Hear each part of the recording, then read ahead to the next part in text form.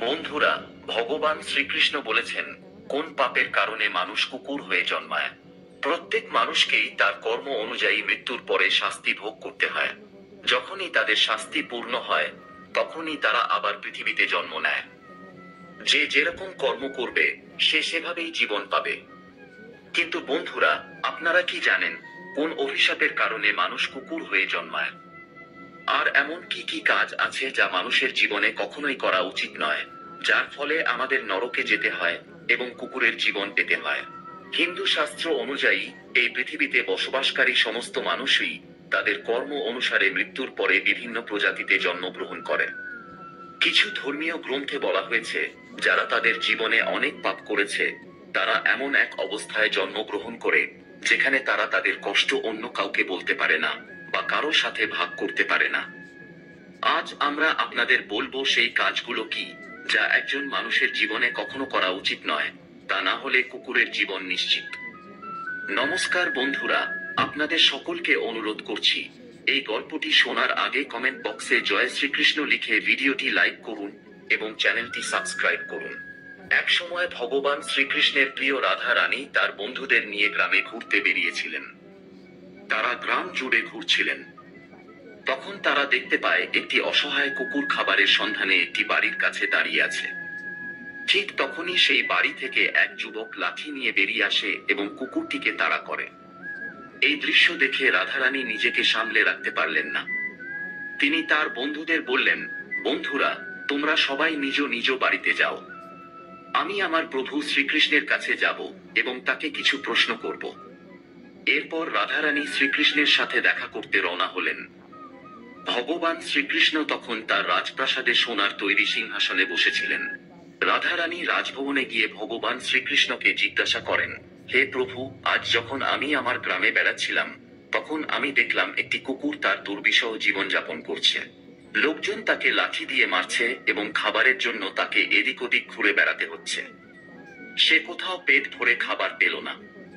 তাই প্রভু, এটা দেখে আমার মনে একটি প্রশ্ন জেগেছে। আমি চাই আপনি আমার প্রশ্নের উত্তর দিন। উত্তরে ভগবান শ্রীকৃষ্ণ বলেন, হে প্রিয় রাধারানী, আপনার মনে যে প্রশ্নই থাক, আমাকে বিনা দ্বিধায় বলুন, আমি অবশ্যই আপনার প্রশ্নের উত্তর দেব। রাধারানী বলেন, হে প্রভু, আমার প্রশ্ন হলো, কোন পাপের কারণে মানুষ কুকুরের জন্ম পায়? ভগবান শ্রীকৃষ্ণ উত্তরে বলেন, হে প্রিয় রাধারানী, আজ আপনাকে একটি গল্প বলবো, যা শুনলে আপনি আপনার প্রশ্নের উত্তর পাবেন। ভগবান শ্রীকৃষ্ণ গল্প বলতে শুরু করেন। এক সময় ভগবান শ্রীরাম তার রাজসভায় বসেছিলেন। তখন তিনি একটি কুকুরের কান্নার শব্দ শুনতে পান। বৈঠকে উপস্থিত দারোয়ান কুকুরটিকে সেখান থেকে তাড়িয়ে দেন। পরের দিন আবার একই কুকুর একই জায়গায় এসে কাঁদতে শুরু করে। এবারেও দারোয়ান কুকুরটিকে মেরে তাড়িয়ে দেয়। বৈঠকের তৃতীয় দিনে কুকুরটি আবারও কাঁদতে শুরু করে। তখন ভগবান রামের মনে একটি প্রশ্ন জাগে, এই কুকুরটি প্রতিদিন আমার রাজপ্রাসাদের বাইরেই এসে কেন কাঁদে? ভগবান রাম কুকুরের কান্নার কারণ জানতে চান এবং দারোয়ানকে বলেন কুকুরটিকে ডেকে আনতে। দারোয়ান গিয়ে কুকুরটিকে জানায়, ভগবান শ্রীরাম তোমাকে তার দরবারে ডেকেছেন। কুকুরটি বলে, আমার এমন জন্ম হয়েছে যে মন্দির, রাজভবন, রান্নাঘর এবং গোয়ালঘরের মতো পবিত্র স্থানে যাওয়ার যোগ্যতা নেই। আপনি বরং গিয়ে ভগবান শ্রীরামকে আমার সাথে দেখা করতে বলুন। দারোয়ান গিয়ে কুকুরের কথা ভগবান শ্রীরামকে জানালে ভগবান শ্রীরাম নিজেই কুকুরটির কাছে যান এবং জিজ্ঞাসা করেন, তুমি কেন প্রতিদিন রাজপ্রাসাদের বাইরে এসে কাঁদো? কুকুরটি বলল, হে ভগবান, আমি কোনো অপরাধ করিনি। তবুও একজন সন্ন্যাসী আমাকে পাথর দিয়ে আঘাত করেছে, যার কারণে আমার পা ভেঙে গেছে এবং আমি প্রচন্ড ব্যথায় কষ্ট পাচ্ছি। তাই আমি প্রতিদিন আপনার দরবারে এসে কাঁদি। ভগবান শ্রীরাম কুকুরটির কষ্ট দেখে খুব দুঃখিত হন। তিনি দারোয়ানকে বলেন, এক্ষুনি যান, সন্ন্যাসী যেখানেই আছে তাকে খুঁজে বের করুন এবং যত দ্রুত সম্ভব তাকে আমার দরবারে নিয়ে আসুন। ভগবান শ্রীরামের নির্দেশ মতো সেই সন্ন্যাসীকে দরবারে উপস্থিত করা হয়। তারপর ভগবান শ্রীরাম সন্ন্যাসীকে জিজ্ঞাসা করেন, আপনি কি সত্যি কুকুরটিকে পাথর ছুঁড়ে মেরেছেন, যার ফলে তার পা ভেঙে গেছে? সে কি অপরাধ করেছিল, যার কারণে আপনি এই অসহায় কুকুরের পা ভেঙেছেন? সন্ন্যাসী বলেন, হে ভগবান, আমি রাস্তা দিয়ে ভিক্ষা চাইতে যাচ্ছিলাম। তখন কুকুরটি আমার ভিক্ষার ঝুলি স্পর্শ করেছিল। এতে আমি রেগে গিয়ে একটি পাথর তুলে আঘাত করি, যার কারণে তার পা ভেঙে যায়। ভগবান শ্রীরাম সন্ন্যাসীর এই বক্তব্য শুনে বলেন, আপনি কি জানেন না, অজ্ঞান প্রাণীরা পেট ভরানোর জন্য এই সব করে থাকে। তারা জানে না যে এই কাজটি করা উচিত নয়। কুকুরটির ভিক্ষার ঝুলি ছোঁয়া কোনো অপরাধ নয়। আপনি এত ছোট কারণের জন্য কুকুরটির পা ভেঙে তাকে শাস্তি দিতে পারেন না। আপনি সন্ন্যাসী হয়ে কুকুরটির পা ভেঙে অপরাধ করেছেন। এরপর ভগবান শ্রীরাম কুকুরটিকে বলেন, এই সন্ন্যাসী তোমার অপরাধী, তুমি তাকে যা খুশি শাস্তি দিতে পারো। কুকুরটি বলে, হে ভগবান, এই সন্ন্যাসীকে কোনো না কোনো প্রাসাদে রাজা করে দেওয়া হোক।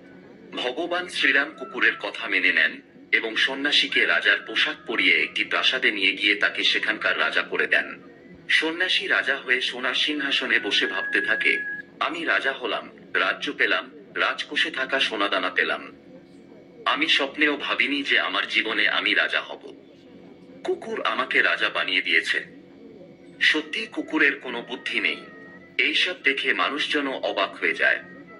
তারা ভগবান শ্রীরামকে জিজ্ঞাসা করেন, হে ভগবান, কুকুরটি কেন সন্ন্যাসীকে শাস্তি না দিয়ে রাজপ্রাসাদে রাজা বানাল? ভগবান শ্রীরাম বলেন, এই প্রশ্নের উত্তর একমাত্র কুকুরই দিতে পারে।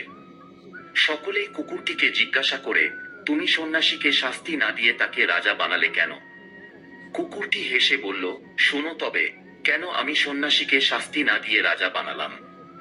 অন্যায় কাজ করা, রাজা হয়ে ভিক্ষুকদের তাড়িয়ে দেওয়া, অন্যের সম্পত্তি আত্মসাৎ করা এবং দরিদ্রদের নির্যাতন করা, এসবই মৃত্যুর পর পরজন্মে কুকুর হয়ে জন্মানোর কারণ। আমিও পূর্বজন্মে রাজা ছিলাম এবং গরিবদের অত্যাচার করেছিলাম। এখন আমি কুকুরের জীবন ভোগ করছি। তাই আমি সন্ন্যাসীকে রাজা বানিয়েছি, যাতে সে তার পরবর্তী জীবনে কুকুরের জীবন পায় এবং কুকুরের কষ্ট বুঝতে পারে।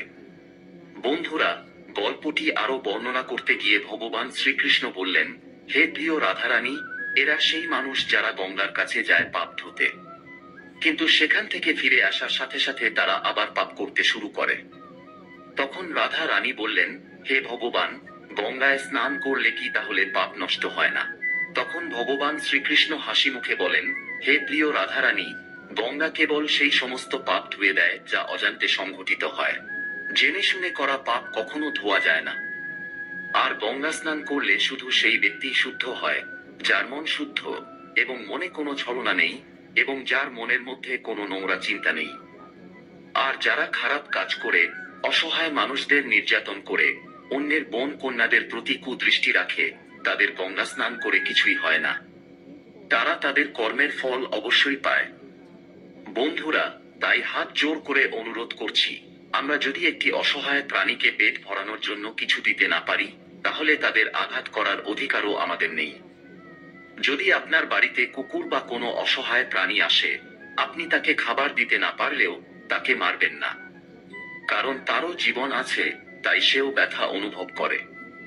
আর ঈশ্বরও সবার পাপের হিসেব রাখেন। বন্ধুরা, ভগবান শ্রীকৃষ্ণ তার প্রিয় রাধারানীকে এভাবেই বললেন, কোন পাপের কারণে মানুষ কুকুর হয়ে জন্ম নেয়। আশা করি আমাদের বলা এই গল্পটি আপনাদের সবার ভালো লাগবে। এই গল্পটি ভালো লাগলে ভিডিওটিতে লাইক দিন এবং কমেন্টে জয় শ্রীকৃষ্ণ লিখুন। সাথে চ্যানেলটি সাবস্ক্রাইব করুন, যাতে এই ধরনের জ্ঞানবর্ধক ভিডিও আপনি প্রতিদিন দেখতে পারেন।